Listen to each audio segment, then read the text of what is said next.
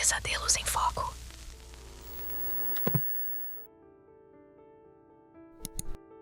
E aí, já se inscreveu no canal? Não esqueça de deixar o like, comentar ou o próximo da história pode ser você. Dito isso, vamos para o vídeo. Meu nome é Patrícia e sou professora de ensino fundamental em uma escola que, à primeira vista, não tem nada de especial. Há um pátio central com uma árvore enorme onde as crianças costumam se sentar para ler. Alguns prédios pintados com murais coloridos e corredores largos que conectam as salas de aula. Trabalho aqui há anos, educando várias gerações. Ao longo desse tempo, já vi crianças travessas, outras tímidas e algumas que se destacavam logo de cara por seus talentos artísticos ou esportivos. Mas nada me preparou para o episódio que vivi há algum tempo, algo que ainda me faz estremecer quando lembro. A história aconteceu numa tarde em que fiquei na escola muito depois do último sinal tocar. Era sexta-feira, o dia mais tranquilo da semana. Quando a jornada termina, quase todos vão embora rápido, ansiosos para começar o fim de semana. Eu, no entanto, fiquei para revisar provas e ajustar alguns planos de aula. Minha sala fica no segundo andar, e pela janela dá para ver um pedaço do pátio e parte da rua próxima. O sol estava prestes a se pôr, tingindo as paredes de um tom alaranjado. Sentia o cansaço de uma longa semana e queria terminar tudo antes de ir embora. Foi então que ouvi um leve rangido na porta, como se alguém a empurrasse sem muita força. Levantei os olhos e me deparei com um menino parado ali, olhando ao redor com ar confuso. Notei que ele usava o uniforme da escola, camisa branca, calça azul e o distintivo que todos carregam no bolso. No entanto, aquele rosto não me era familiar. "Você ficou aqui sozinho?", perguntei suavemente, intrigada com a seriedade dele. Ele demorou um instante para responder. Tinha o olhar baixo, os braços cruzados, como se estivesse com frio, apesar do ambiente estar agradável. Finalmente, levantou a cabeça, me olhou com olhos grandes e preocupados e disse: "Não consigo encontrar minha mãe." Ao ouvir isso, senti um aperto no peito. Era muito tarde para uma criança estar sozinha na escola sem que ninguém cuidasse dela. Me aproximei e falei com um tom tranquilizador, como só sei fazer com meus alunos mais agitados. "Qual é o seu nome? Em que sala você está? Podemos ir à diretoria e pedir ajuda para ligar para ela." Mas ele não respondeu, apenas repetiu a mesma frase: "Não consigo encontrar minha mãe." Fez isso num tom que partiu meu coração. Pensei que talvez estivesse em choque ou muito assustado. Sugere que o acompanharia até a entrada para ver se a mãe estava lá esperando. Contudo, o menino só me olhava com os lábios trêmulos e parecia não reagir às minhas palavras. Decidi que o melhor seria levá-lo até o diretor ou procurar outro professor que ainda estivesse na escola para ajudar a identificá-lo. Virei-me para pegar minha bolsa, e quando voltei a olhar, ele já não estava mais lá. Senti um vazio repentino, como se o ar tivesse esfriado de repente.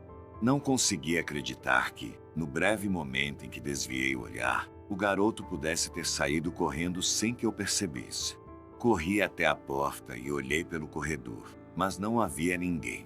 Tentei chamá-lo: "Menino, espere, por favor." Minha voz ecoou pelo corredor vazio, mas não obtive resposta. Tomada por um pressentimento estranho, comecei a verificar cada sala, os banheiros, a escada que levava ao pátio. Até desci ao primeiro andar, pensando que talvez ele tivesse ido diretamente à administração após me ouvir mencionar o diretor. Encontrei a zeladora, uma senhora mais velha que já estava prestes a trancar as portas. Perguntei se tinha visto uma criança de uniforme passar correndo. Ela me olhou surpresa e disse que não, que só havia me visto pelos corredores. A inquietação tomou conta de mim. Revirei o pátio, olhei atrás da grande árvore e até conferi o espaço onde os professores costumam estacionar seus carros. Nada. De repente, me senti ridícula.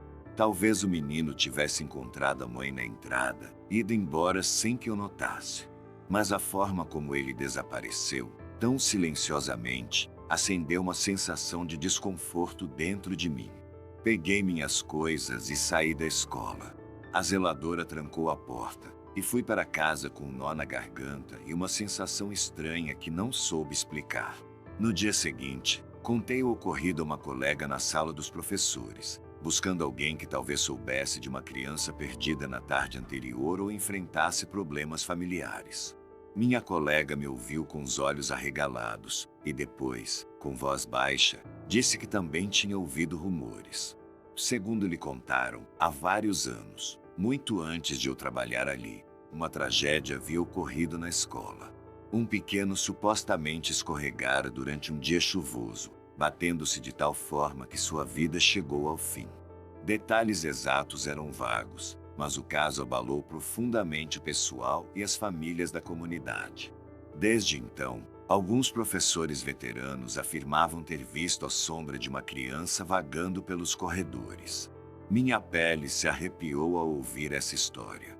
Tentei não dar muita importância aos relatos de aparições, mas não consegui evitar relacioná-los com minha experiência recente. Ao perguntar mais detalhes, minha colega confessou que não sabia o nome do menino, nem qual turma ele pertencia, nem sequer se havia algum registro oficial do que acontecerá. Com o tempo, muitas testemunhas se aposentaram ou mudaram de escola. A história permaneceu como um boato que alguns acreditavam e outros desprezavam completamente. Não consegui parar de pensar nele. Vinha à minha mente aquela vozinha trêmula repetindo que não encontrava sua mãe. Naquela mesma tarde, decidi ficar um pouco mais depois das aulas, fingindo que tinha coisas para organizar na sala. Olhava de vez em quando para o corredor, com um leve tremor nas mãos. Sentia-me ridícula, como se estivesse esperando por algo que não fosse deste mundo. Minha sala estava em silêncio, e a luz do entardecer filtrava-se pela janela. Conforme os minutos passavam, não encontrei nada fora do comum.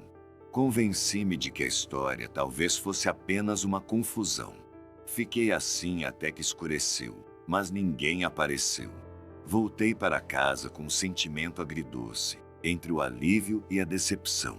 Com o passar dos dias, alguns colegas me incentivaram a buscar nos registros antigos, mesmo que fosse apenas para confirmar se a lenda tinha alguma base na realidade. Havia documentos empoeirados guardados em caixas de arquivo na sala do diretor, onde se registravam entradas, saídas e incidentes. Solicitei permissão para examiná-los sob o pretexto de querer conhecer mais sobre a história da instituição. Encontrei referências vagas e relatos de eventos, mas nada que descrevesse claramente o desaparecimento de uma criança. Fiquei frustrada, mas ao mesmo tempo me consolei pensando que talvez, afinal, a tragédia nunca tivesse ocorrido. No entanto, histórias de outros professores continuavam chegando aos meus ouvidos. Alguns diziam ter sentido, às vezes, passos infantis em salas vazias ou no corredor durante a noite. Uma professora comentou que certa vez viu, pela janela do segundo andar, uma criança no pátio altas horas. Mas quando desceu para chamá-la e levá-la de volta, não havia ninguém. Esses tipos de relatos, embora dispersos, me davam arrepios. Era como se uma sombra silenciosa habitasse a escola, manifestando-se apenas quando poucos a observavam. Eu, por minha vez, não voltei a ver o menino. Mas toda tarde, quando chega o final da jornada e a escola começa a se esvaziar, não consigo evitar sentir um nó na garganta. Às vezes, recolho minhas coisas rapidamente para não ficar sozinha, como se temesse uma segunda aparição.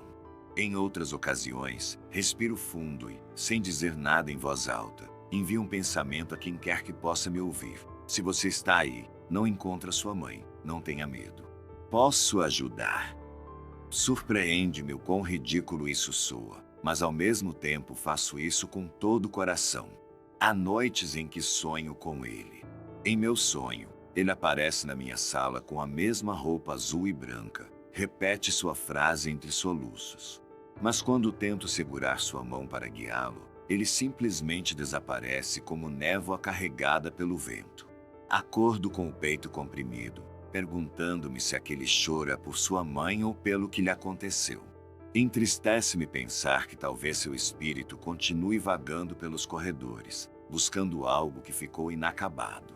Já falei sobre isso com poucas pessoas, porque não é um tema que gosto de expor publicamente. Muitos poderiam rir ou achar que sofro de estresse ou excesso de trabalho. Alguns sugerem rezar, outros dizem que devo buscar uma explicação psicológica. Eu, por outro lado, prefiro conviver com a dúvida. Sei o que vi, sei o que senti, a dor inegável de uma criança que dizia não encontrar sua mãe. Por isso, prefiro acreditar que, de alguma forma, o papel de professora vai além da sala de aula, que também devemos estar abertos a estender a mão quando uma alma, seja qual for sua natureza, precisar de orientação. O tempo passou e aprendi a lidar com isso. O que é verdade é que, todas as tardes em que fico além da hora habitual, meus sentidos ficam mais aguçados. Escuto cada estalo das paredes, cada murmúrio do vento contra as janelas. E embora eu nunca mais tenha visto o menino, guardo no coração a esperança de que, se ele reaparecer, desta vez eu possa guiá-lo para quem tanto procura ou para a paz que merece. Que ele deixe de vagar pelos corredores, repetindo aquelas palavras que me partem o coração. Eu nunca fui do tipo que acredita em coisas sobrenaturais. Sempre achei que o mundo era sólido, palpável, algo que você pode tocar e entender com os 5 sentidos. Mas tudo isso mudou quando eu comecei a trabalhar como vigia noturno em um depósito de suprimentos aqui em São Paulo. Era apenas um emprego para pagar as contas, mas logo descobri que aquele lugar guardava segredos que iam muito além da minha compreensão. No início, eram apenas pequenos murmúrios ao longe, quase imperceptíveis. Parecia alguém andando devagar entre as estantes, mas sempre que iluminava o caminho com minha lanterna, não havia nada lá. Eu atribuía aquilo à imaginação, ou talvez ao calor e ao frio fazendo as estruturas metálicas estalarem. Mas noite após noite, os sons ficavam mais nítidos. Passos leves, cautelosos, às vezes atrás de mim, outras vezes em corredores próximos. Eram passos humanos, sem dúvida, mas ninguém aparecia quando eu verificava. Num desses turnos, enquanto checava a seção de produtos de limpeza, escutei algo diferente. Um sussurro claro, tão distinto que parei no mesmo instante, com o coração martelando no peito. Procurei explicações lógicas. Será que era o vento? Algum ruído de máquina funcionando? Mas tudo estava desligado. Aquele murmúrio sumiu tão rápido quanto apareceu, e fiquei ali paralisado por vários minutos, tentando encontrar uma explicação que não vinha. A noite que marcou minha vida aconteceu numa terça-feira. Lembro claramente, porque foi uma rotina normal até as 2 da manhã. Eu estava no corredor principal, aquele que divide o galpão ao meio, quando escutei os passos novamente. Desta vez, não era mais um som abafado. Era claro, como se alguém estivesse pisando no chão de azulejos. Quando dobrei a esquina de uma das prateleiras, vi uma figura humana parada no fim do corredor, me encarando fixamente. Meu primeiro impulso foi gritar: "Pare onde está!" Quem sabe era algum intruso. Mas aquela pessoa não correu nem demonstrou medo. Simplesmente evaporou na escuridão, como se fundisse com as sombras. Senti um arrepio gelado percorrer minha espinha. Corri até lá, iluminando cada canto, cada espaço entre as caixas, mas não encontrei nada. Nenhum rastro. Meu coração batia tão forte que mal conseguia ouvir meus próprios passos. Voltei para a sala de monitores e revisei as câmeras, esperando encontrar alguma prova. Mas não havia nada. Nem sombra, nem reflexo, nem sequer uma silhueta. Apenas eu entrando em cena, com a lanterna em punho, olhando freneticamente de um lado para o outro. Aquela ausência de evidências me deixou ainda mais confuso. Por um lado, queria que algo aparecesse para confirmar que eu não estava perdendo a razão. Por outro, sabia que não tinha nada na tela, e isso me dava calafrios. As horas restantes daquela madrugada foram um tormento. Fiquei vidrado nas telas, esperando captar qualquer movimento fora do lugar, mas nada aconteceu. No dia seguinte, voltei ao depósito com receio, mantendo minhas rotinas, mas agora mais atento a qualquer sinal estranho. Em um momento de pausa, conversei com alguns colegas que trabalhavam em outros horários. Com cuidado, perguntei se alguém já havia presenciado algo em comum. Quase todos negaram, exceto Júlio, um funcionário que cobriu turnos noturnos brevemente. Entre risos nervosos, ele admitiu ter ouvido rangidos e coisas se mexendo. Não contei detalhes da minha experiência, mas seu relato me fez sentir menos sozinho. Minha curiosidade me levou a inspecionar todas as entradas do depósito: portas de emergência, docas de carga, grades de ventilação. Tudo estava intacto, sem sinais de invasão clandestina ou cadeados forçados. Se alguém tivesse entrado, teria deixado vestígios. Isso reforçava a suspeita de que o que eu vira não era um simples invasor ou ladrão. Como poderia ser? A figura havia desaparecido diante dos meus olhos e escapado das câmeras. Era algo inverossímil. Nas noites seguintes, não houve o mesmo incidente, mas eu continuava sentindo uma presença observadora. Às vezes, ao passar pelas estantes, percebia um reflexo, como se olhos me observassem desde a penumbra. Mas sempre que apontava a lanterna, não havia ninguém. Certa madrugada, ouvi murmúrios vindos de um rádio em exposição. Na hora, pensei que estivesse desligado e sem pilhas, mas ao me aproximar, não consegui fazer o aparelho funcionar. O som cessou abruptamente, como se nunca tivesse existido. Em outra ocasião, meu rádio de comunicação soltou um clique e escutei algo que parecia meu nome. Foi tão breve que não soube se era produto da estática ou da minha imaginação. O susto, entretanto, durou o resto da noite. Um amigo notou minha voz trêmula durante uma ligação e perguntou se eu estava bem. Decidi investigar a história do depósito e conversei com um homem chamado Mário, um antigo funcionário da loja. Ele me contou que, muitos anos atrás, o local havia sido um armazém de produtos químicos e que circulavam rumores sobre um trabalhador que supostamente havia ficado preso em um incêndio menor. Os relatórios oficiais diziam que não houve vítimas, mas Mário afirmava que alguns colegas falavam baixo sobre alguém que realmente havia perecido.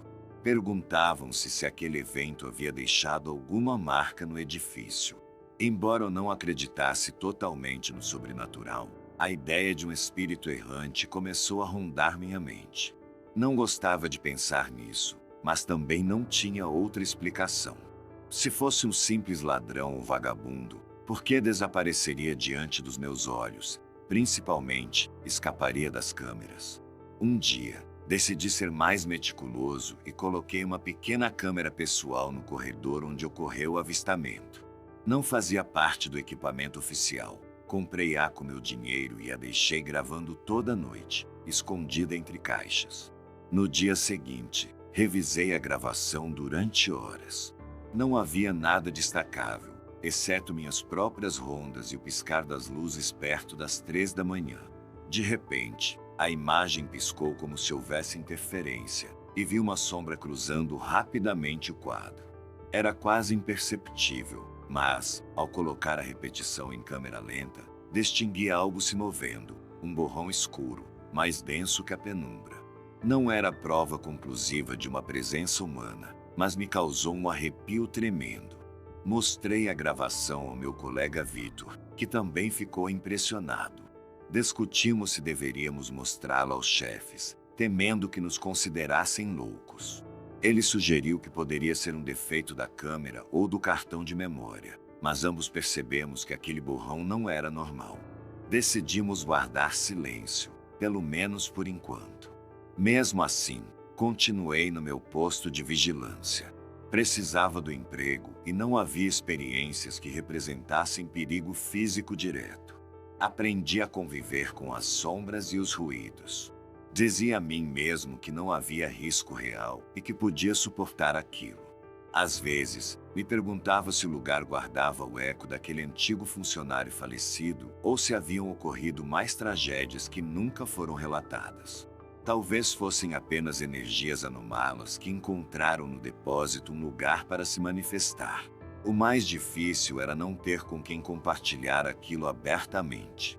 Ninguém queria acreditar que, em um depósito de artigos convencionais, pudesse haver algo assim. Quando reviso os corredores, continuo com a lanterna em uma mão e o coração acelerado. Em algumas ocasiões, sinto aquela mesma silhueta que me observava. Não sei se algum dia terei provas irrefutáveis de sua existência. A ausência de evidências claras nas câmeras oficiais, exceto aquele pequeno piscar na gravação pessoal, me deixa preso em um dilema. Não posso afirmar nada sem ser taxado de paranoico, mas também não consigo negar o que vi e ouvi. No final, encontro-me em uma situação peculiar: continuar meu trabalho noturno em um lugar onde as coisas não são totalmente normais. Cada vez que anoitece, entro com a mesma determinação, procurando manter a calma e lembrando a mim mesmo que estou ali apenas para vigiar e cumprir meu horário. Mas, no fundo, sei que o depósito esconde algo que vai além da minha compreensão.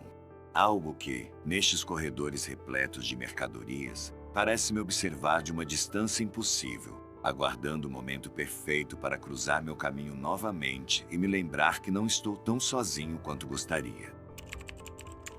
Minha avó sempre foi uma mulher forte, dessas pessoas que parecem carregar o peso do mundo sem reclamar de nada.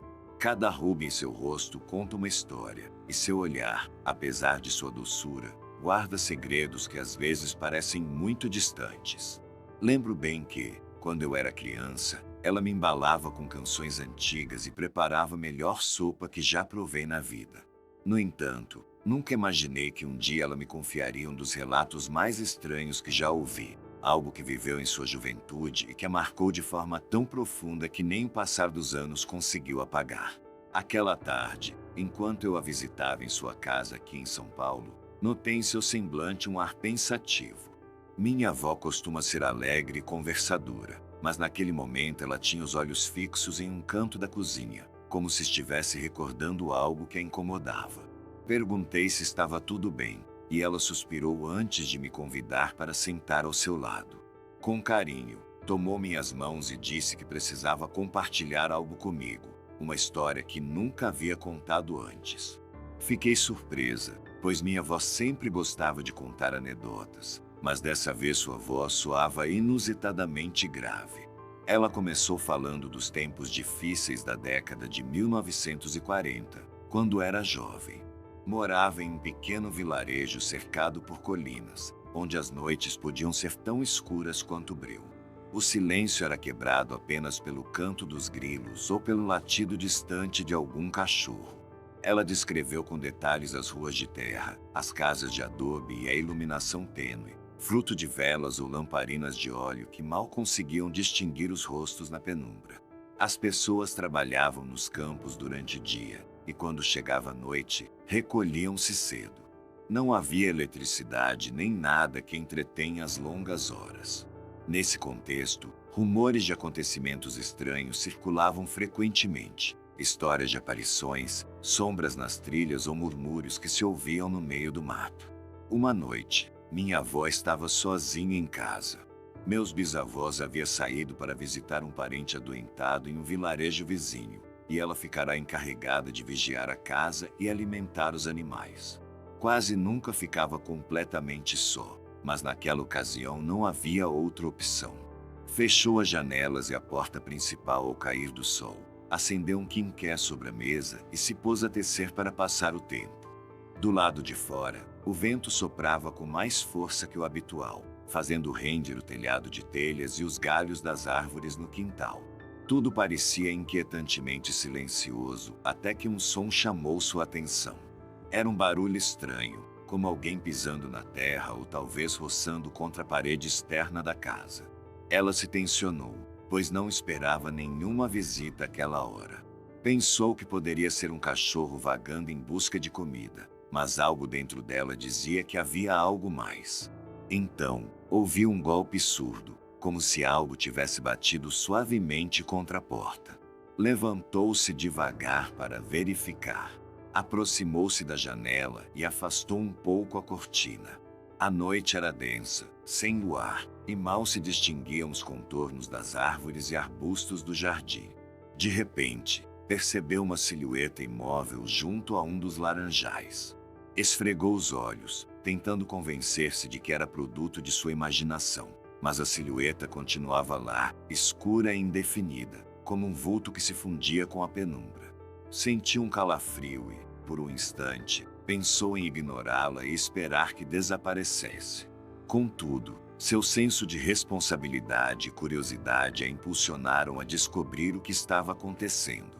Com o coração disparado, pegou uma pequena lamparina de óleo e saiu para o corredor.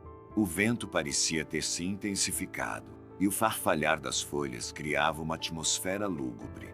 Deu alguns passos hesitantes em direção à árvore, onde havia visto a silhueta. Embora a luz fraca da lamparina mal iluminasse mais do que um par de metros, ela percebeu um movimento à sua esquerda. Girou a cabeça e viu uma figura alta e escura, quase humana, parada entre as árvores, encarando-a fixamente, como se não se importasse de ser observada. Minha avó sentiu o sangue gelar. Não sabia se aquilo era um homem, um espectro ou alguma manifestação saída das tantas lendas que o vilarejo contava. Sem coragem de emitir qualquer palavra, ficou paralisada, segurando a lamparina com a mão trêmula. A figura então se moveu, avançando em sua direção com passos lentos. Quando estava mais próxima, ela percebeu um leve reflexo no que pareciam ser seus olhos ou parte do rosto que captava a luz. Sem pensar duas vezes, minha avó recuou alguns passos. Naquele exato momento, aquela coisa, como ela mesma descrevia, agarrou seu braço com uma força descomunal, tão abruptamente que quase a derrubou. O toque era gélido, como se milhares de agulhas estivessem sendo cravadas em sua pele. Tentou gritar, mas sua voz parecia presa na garganta. Debateu-se com a outra mão, tentando se soltar. Apesar de durar apenas alguns segundos, para ela foram eternos. De alguma maneira, conseguiu escapar daquela garra e correu para dentro de casa, entrando de supetão e trancando a porta com a chave. Estava tão assustada que mal reparou no próprio tremor. Dentro de casa, prendeu a respiração, esperando um golpe na porta ou algum sinal de que aquela presença estivesse perseguindo. Mas tudo que escutou foi o uivar do vento e o bater frenético de seu coração. Permaneceu assim, colada à porta, até que a noite avançou e o amanhecer começou a clarear. Nunca mais se atreveu a olhar pela janela naquela madrugada, e não conseguiu pregar os olhos. Quando o sol nasceu, reuniu coragem para abrir a porta cuidadosamente, esperando que tudo não passasse de um pesadelo. Mas no quintal não havia nada, nem pegadas, nem rastros de qualquer presença. Tudo parecia igual a qualquer manhã, silencioso e rotineiro. No entanto, ao meio-dia, notou que algo em seu braço ainda doía. Arregaçou a blusa e viu uma marca profunda, avermelhada e levemente arroxeada, com contorno regular, como um hematoma alongado com um centro mais claro. Esfregou a região, achando que desapareceria, mas dias depois aquela marca assumiu a forma de uma cicatriz permanente. Era quase como se a pele tivesse sido queimada por dentro. Minha avó me mostrou aquela cicatriz naquela tarde. Era um traço visível que percorria seu antebraço, com cerca de 5 centímetros, e tinha uma tonalidade mais clara que o restante de sua pele. Ela me disse que, durante semanas, sentia um formigamento ali e que, às vezes, ao tocá-la, parecia reviver a mesma sensação daquele aperto. Quando meus bisavós voltaram, ficaram alarmados ao ver a marca. Ela lhes contou o que havia ocorrido, embora tenha evitado muitos detalhes por medo de ser considerada louca. Mesmo assim, meu bisavô, um homem de poucas palavras, passou uma noite com a espingarda em mãos, procurando algum desconhecido rondando a casa. Não encontrou nada suspeito. Porém, minha avó nunca deixou de sentir que algo a estava observando, como se aquela presença não tivesse terminado com a visita. Às vezes, diz que, enquanto dormia, tinha pesadelos em que a figura voltava a agarrá-la pelo braço e a arrastava para um lugar sombrio do qual não conseguia escapar.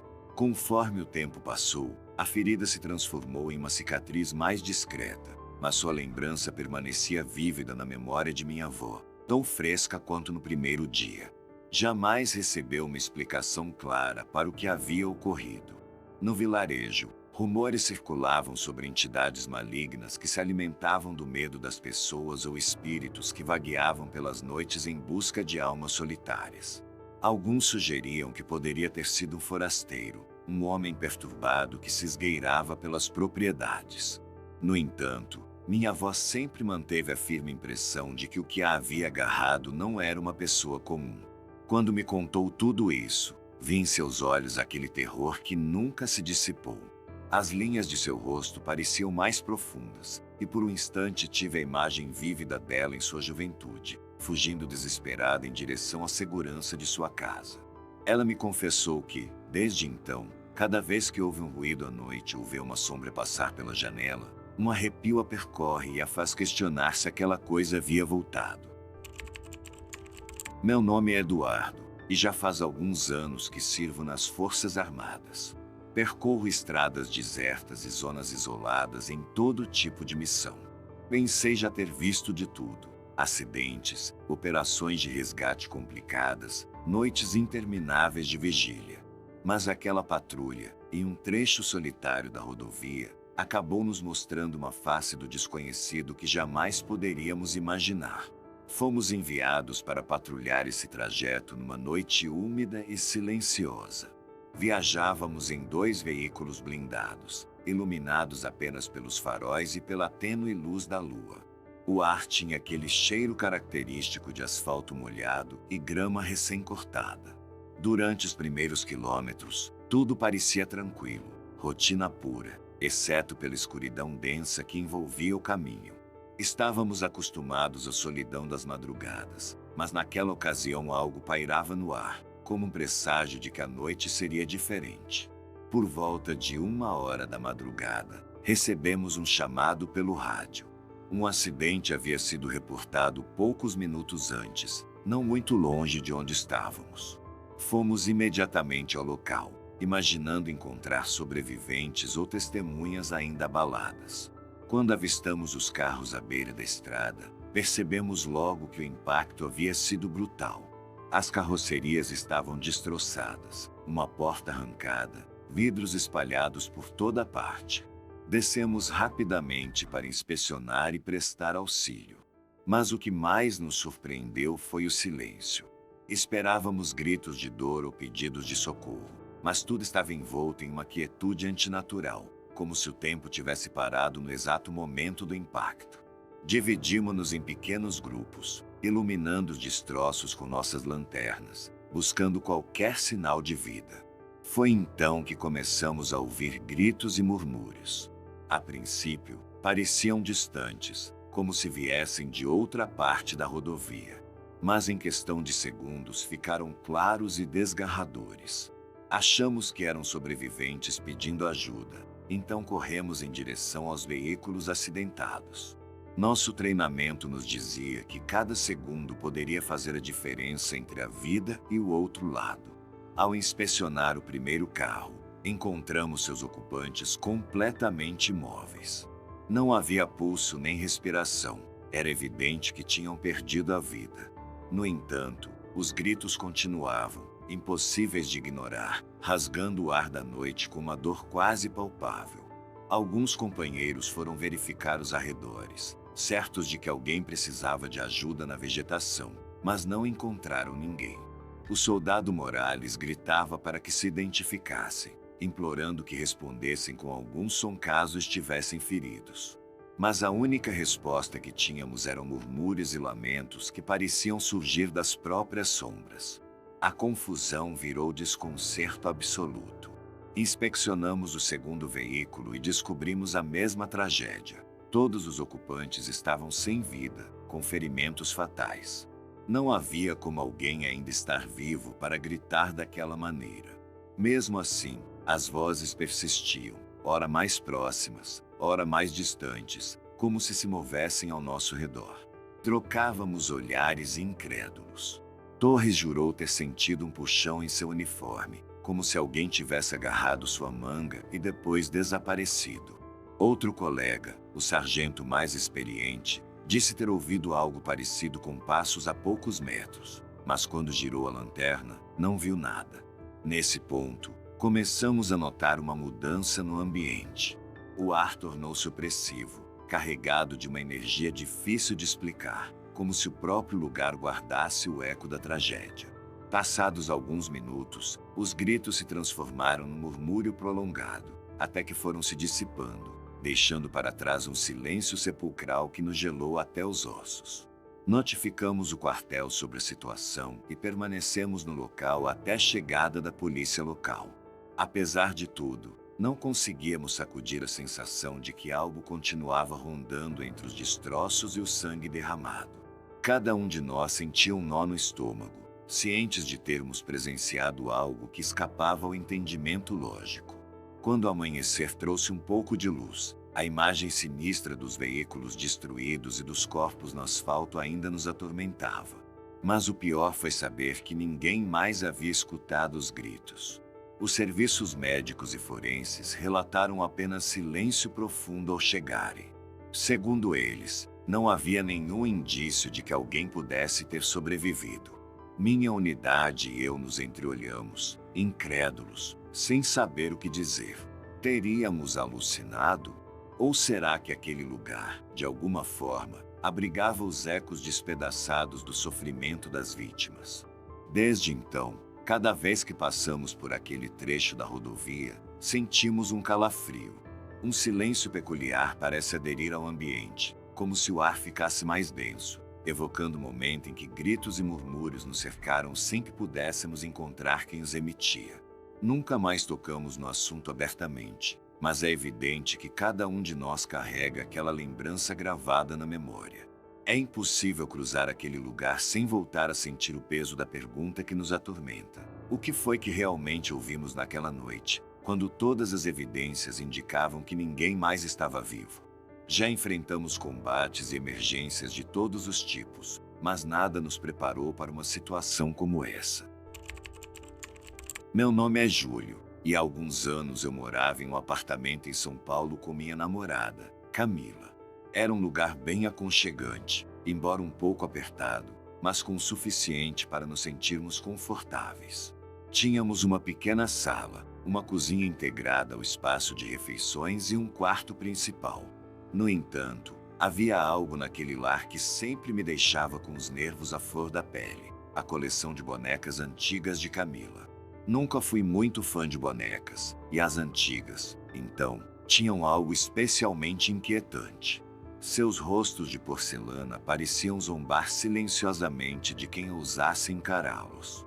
A maioria tinha cabelo sintético com penteados de outra época, vestidos adornados com rendas amareladas pelo tempo e olhos de vidro que se fechavam e abriam abruptamente quando inclinávamos suas cabeças. Às vezes, jurava que aquelas cabeças podiam girar sozinhas. Camila, por outro lado, adorava essas bonecas. Dizia que elas faziam parte do seu passado, herança de sua avó e de algumas visitas a antiquários.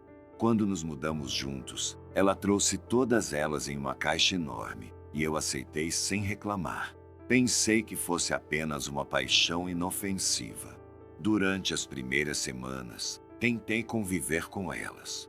Camila as organizou em uma prateleira dentro do nosso quarto, com a intenção de dar um toque vintage ao ambiente. A prateleira ficava exatamente na parede à frente da cama, de modo que, ao me deitar, acabava mirando diretamente para aquelas figuras. Quando apagava a luz, via suas silhuetas recortadas na penumbra. Às vezes, custava pegar no sono. Repetia para mim mesmo: Júlio, não seja bobo, são só bonecas, tentando me convencer disso repetidamente. Mas as coisas mudaram naquela noite em que, enquanto me preparava para dormir, tive a impressão de que uma das bonecas havia mudado de posição. Tinha certeza de que, ao acordar naquela manhã, a boneca em questão, uma de vestido branco e cabelo loiro, estava com a cabeça levemente inclinada para a esquerda. Agora, parecia estar olhando diretamente para frente. Tentei não dar muita importância. Talvez eu a tivesse movido a limpar ou Camila ajustado para evitar que caísse. Dei de ombros e continuei com minha rotina. No dia seguinte, ao voltar do trabalho, a primeira coisa que notei ao entrar no quarto foi que a mesma boneca agora tinha a cabeça virada para a direita. Parei por um instante, ainda segurando a mochila, e fiquei olhando fixamente para a prateleira. Duvidava da minha memória, como se minha mente estivesse pregando peças em mim. Tentei me convencer de que talvez a boneca sempre tivesse estado assim. Naquela noite, enquanto Camila falava sobre o seu dia no escritório, eu mal conseguia me concentrar. Não parava de observar a boneca pelo canto dos olhos. Aqueles olhos de vidro pareciam me devolver o olhar. Quando a inquietação aumentou, resolvi comentar: Camila, você não mexeu na boneca de vestido branco ontem? Qual delas? Tenho várias com vestido branco. Aquela com um laço vermelho, a maior de todas. Parece que ela está mudando de posição. Ah, Júlio, não inventa, ela respondeu, rindo. Você acha que ela está viva ou algo assim? Eu ri nervoso, mas não pude evitar sentir um leve arrepio, especialmente pela forma descontraída como ela tratou o assunto. Decidi não insistir no tema. Afinal, Camila amava aquelas bonecas, e eu não queria ofendê-la com minhas paranoias. Passaram-se vários dias, e comecei a notar pequenas mudanças. Uma boneca com a cabeça ligeiramente girada, outra que parecia ter o braço mais levantado do que antes. Fiquei tão obcecado que comecei a tirar fotos com meu celular para comparar. Mostrei as imagens a Camila, dizendo: olha, nesta foto a mão estava na altura do quadril, e agora está lá em cima. Mas ela soltava risadas doces e negava com a cabeça. Você está se sugestionando, meu amor. Provavelmente as move sem perceber. Mas o pior aconteceu numa madrugada. Acordei para ir ao banheiro e senti a necessidade de olhar para a prateleira na escuridão. Meus olhos demoraram a se ajustar, mas, ao focar, percebi que uma das bonecas, a de tranças castanhas, estava no chão, bem ao lado da cama. Aproximei-me devagar, a levantei e notei que seu braço estava esticado, como se tentasse alcançar algo. Minhas mãos tremiam e busquei explicações lógicas. Camila poderia tê-la derrubado, o gato da vizinha talvez tivesse entrado pela janela, ou um pequeno tremor poderia ter sacudido a prateleira. Havia muitas possibilidades, mas nenhuma me convencia completamente. Mesmo assim, na manhã seguinte, disse a ela: Camila, encontrei uma de suas bonecas no chão, bem ao lado da minha cama. Você a colocou ali? Não, como assim? Ela respondeu, franzindo a testa. Eu não tenho mexido nelas há dias. Então ela caiu sozinha. Não acha estranho? Bem, talvez não estivesse bem apoiada. Sabe que às vezes mudo a prateleira para tirar o pó e depois não a coloco exatamente como antes. Não fique tão sugestionado, por favor. Engoli em seco. Sua indiferença me irritava um pouco, mas entendia que, para ela, as bonecas eram parte da decoração. Porém, cada vez me custava mais permanecer deitado à noite, com a sensação constante de ser observado. Comecei a ter pesadelos. Sonhava com as bonecas rodeando a cama, estendendo seus braços de porcelana e batendo suavemente com os dedos contra o lençol. Acordava suando frio, com o coração disparado, e, ao abrir os olhos, tudo parecia normal. Mas, noite após noite, minha tranquilidade foi se despedaçando, e aos poucos nossa relação começou a ser afetada. Acho que deveríamos mudar as bonecas de lugar, sugere um dia. Por que você não as leva para a sala ou guarda no armário? Elas estão me impedindo de dormir. Ela me disse que eu era exagerado e respondeu entre risos: você realmente acredita que elas te observam e se movem? Devia parar de assistir filmes de terror. Seu tom, ao mesmo tempo zombeteiro e condescendente, me irritou. Em vez de ajudar, fazia com que eu me sentisse incompreendido. As semanas passaram, e meu sono piorava. Numa madrugada em particular, despertei com a convicção de que alguém estava me observando. Abri os olhos e, com a luz da rua que entrava pela janela, jurei ter visto várias cabeças de bonecas girando em minha direção. Minha respiração ficou ofegante e me levantei. Ao me aproximar, pareceu-me ver um leve piscar, como se alguns olhos se fechassem para fingir inatividade.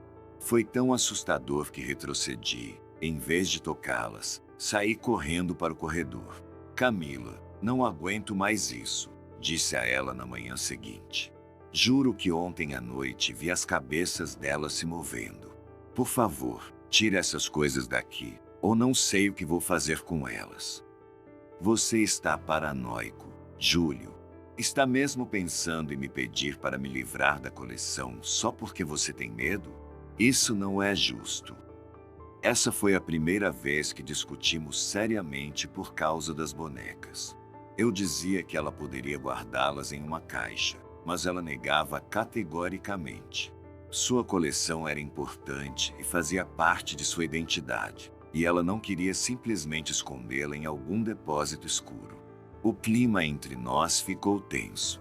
Cada vez conversávamos menos, e o único som que martelava na minha mente era o barulho imaginário das bonecas se movendo quando eu as observava. O certo é que, além dos movimentos, a sensação de vulnerabilidade foi tomando conta de mim. Comecei a ficar até mais tarde no trabalho, preferindo não voltar para casa. Camila percebeu minha evasão e se sentiu magoada, interpretando isso como se eu não pudesse apoiá-la.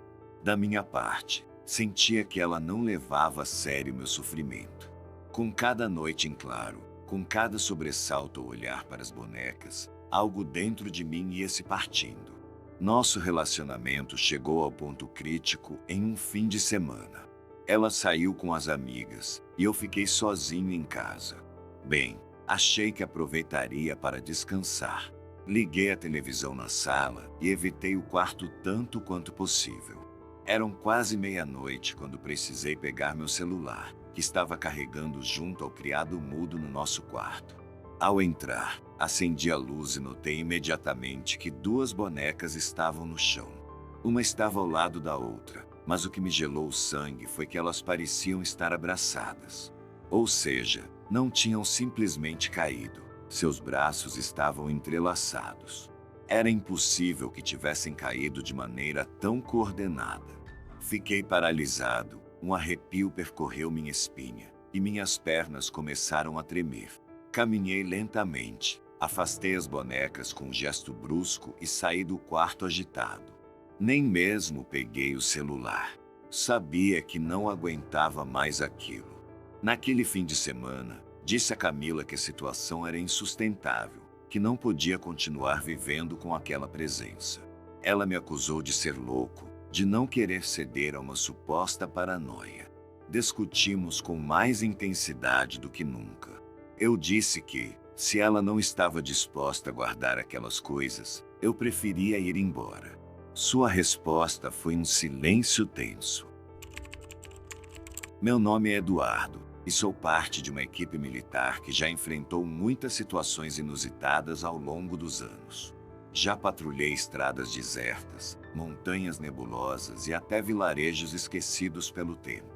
Sempre achei que já tinha visto tudo, ou quase tudo. Mas nada poderia me preparar para o que vivemos numa expedição no coração da floresta amazônica, em um lugar remoto perto de Manaus. Nosso objetivo parecia simples: garantir que a área estivesse livre de caçadores ilegais e invasores, além de mapear rotas antigas que mal apareciam nos mapas atuais. Para a maioria das pessoas, a mata é só um cenário cheio de lendas e mistérios. Para nós, era apenas mais uma missão rotineira. No entanto, aquilo se transformaria em algo que nunca conseguiríamos explicar por completo. Chegamos ao local no final da tarde. O céu estava pintado de tons alaranjados, com os raios do sol filtrando-se pelas copas das árvores altas. Seguindo o protocolo, evitamos acender fogueiras para não revelar nossa posição. Em vez disso, usamos lanternas com filtros vermelhos e organizamos turnos de guarda. Montamos um pequeno acampamento camuflado pela sombra das árvores mais densas. Mesmo assim, a penumbra parecia sufocante.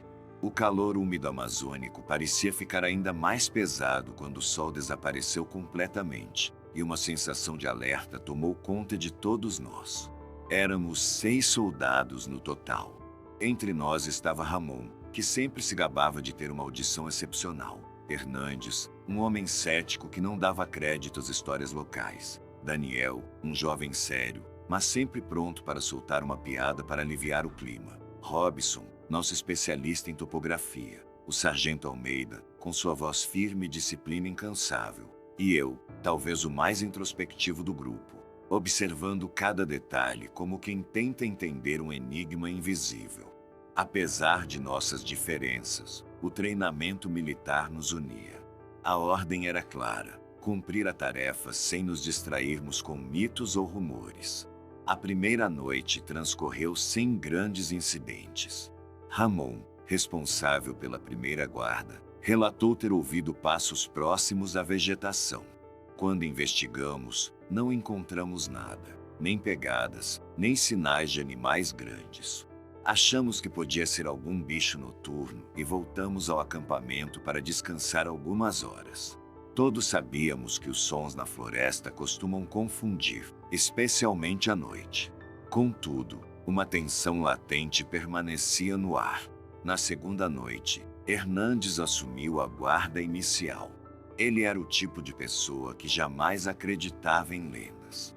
Mesmo assim, ele nos despertou por volta da meia-noite, visivelmente incomodado, algo que não era comum nele. Disse ter ouvido o galho se partindo com insistência, passos apressados e algo que ele descreveu como murmúrios. Levantamo-nos em silêncio, equipados e prontos para qualquer coisa. Formamos um perímetro ao redor do acampamento e avançamos aos pares, iluminando tudo com as lanternas. A floresta parecia envolta em uma estranha mistura de sons distantes e ecos. Por um momento, achamos ter visto sombras movendo-se entre a vegetação, mas, ao apontarmos a luz, não havia nada lá. Era como se algo estivesse se escondendo deliberadamente de nós. As horas foram passando em um vai-vem de sussurros sem explicação. Daniel, que sempre fazia piadas, admitiu com sinceridade que nunca tinha ouvido uma floresta tão silenciosa em rondas anteriores. E foi justamente quando os sons cessaram abruptamente que o verdadeiro desconforto começou. O silêncio repentino tornou-se tão denso que conseguíamos ouvir até nossa própria respiração. Esse vazio súbito nos inquietou ainda mais do que os barulhos antes.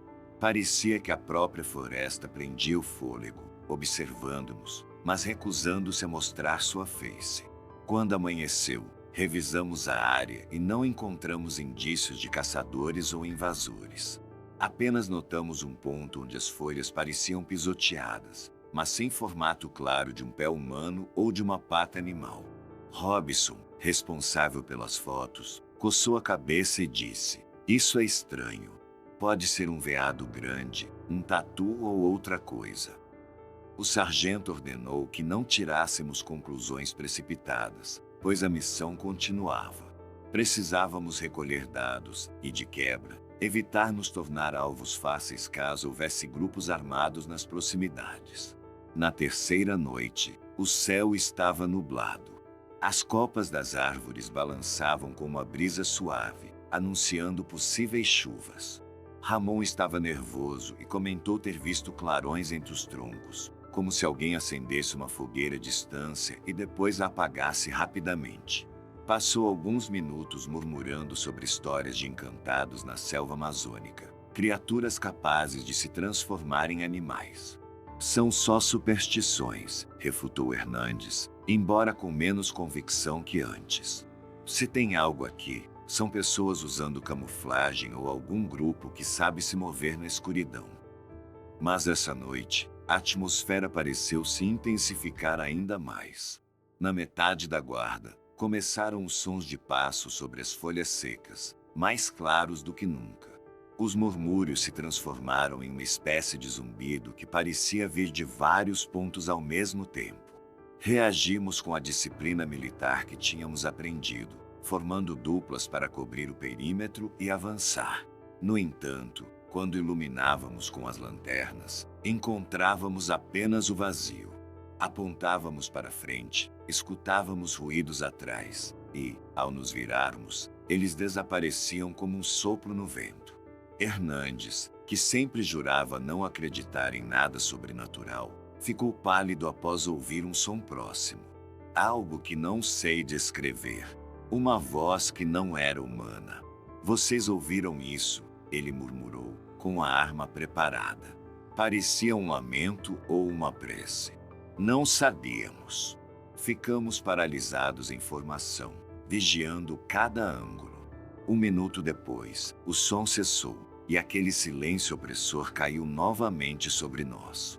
Há uma lição que todo soldado aprende. Quando a floresta se cala de repente, não é algo casual. Finalmente, o sargento fez o sinal para retornarmos ao acampamento.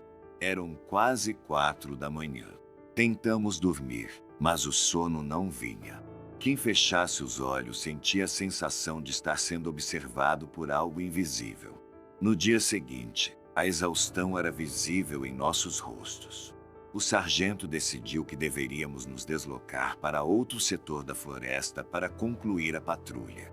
Talvez estejamos perturbando algum grupo de fauna local, argumentou, tentando manter a racionalidade. Mesmo assim, era evidente que ele também estava inquieto. Não era normal ver um homem tão experiente perder sua habitual seriedade, mas algo nas últimas noites o havia afetado profundamente. Enquanto desmontávamos o acampamento, Daniel chamou nossa atenção com um grito. Ele havia encontrado algo escondido entre a vegetação, uma espécie de pegada que não correspondia a nenhum animal conhecido. Tinha 4 ou 5 dedos alongados, como garras, mas não se pareciam com as marcas de um felino ou de um urso. Daniel sugeriu que poderia ser um canídeo grande, mas as garras pareciam excessivamente alongadas para pertencer a um cão selvagem. Tiramos fotos, medimos a profundidade e o tamanho, e, embora mantivéssemos a compostura, aquela imagem não saía de nossas cabeças. Ao meio-dia, reinava um silêncio que pesava mais do que o habitual. Cada um de nós refletia sobre as lendas que havíamos ouvido. Histórias de espíritos da floresta, de homens-jaguar, de murmúrios em línguas antigas. Um soldado é treinado para enfrentar ameaças tangíveis, traficantes, invasores, grupos armados. Mas como lutar contra algo que você não pode ver, que aparece e desaparece sem deixar vestígios? Ninguém disse isso em voz alta, mas estava estampado em nossos olhares, uma mistura de perplexidade e um leve receio. No segundo local designado, mais a oeste, as coisas pareceram se acalmar um pouco. Não tivemos incidentes tão estranhos quanto antes, mas os moradores de um vilarejo próximo nos contaram histórias de bruxos e encantados que supostamente habitavam as partes mais profundas da floresta. Falavam de onças que eram homens e de vozes em línguas antigas. Fingimos não nos interessar, mas internamente recapitulávamos cada palavra. Um idoso chegou a nos dizer: se algo os assustar, deixem estar. A floresta não se divide facilmente com estranhos. Depois de cumprir a missão, voltamos ao quartel com as informações topográficas solicitadas. Entregamos o relatório mencionando atividades suspeitas, mas sem muitos detalhes, pois não havia provas concretas de caçadores ou invasores. Também não encontramos acampamentos clandestinos ou confrontos. Parecia que tudo seria arquivado como mais uma patrulha sem eventos significativos. Contudo, em nossas conversas informais, concordamos que o que havíamos vivido não se comparava a nada que já tínhamos experimentado antes. O sargento Almeida nos advertiu para permanecer sempre vigilantes e, principalmente, não subestimar os sinais que a natureza às vezes oferece. Alguns companheiros, ao lembrar daquela expedição, ainda trocamos olhares cúmplices, como se perguntássemos uns aos outros: deveríamos ter registrado algo a mais nos relatórios oficiais. Mas sabíamos que ninguém acreditaria. Militares lidam com relatórios objetivos, localizações, fotos, rotas. Como escrever que ouvimos murmúrios inexplicáveis? Como relatar que sentimos presenças que não conseguimos ver? Aquilo ficou guardado entre nós, como uma história que circula apenas dentro das fileiras. Lembra de Manaus?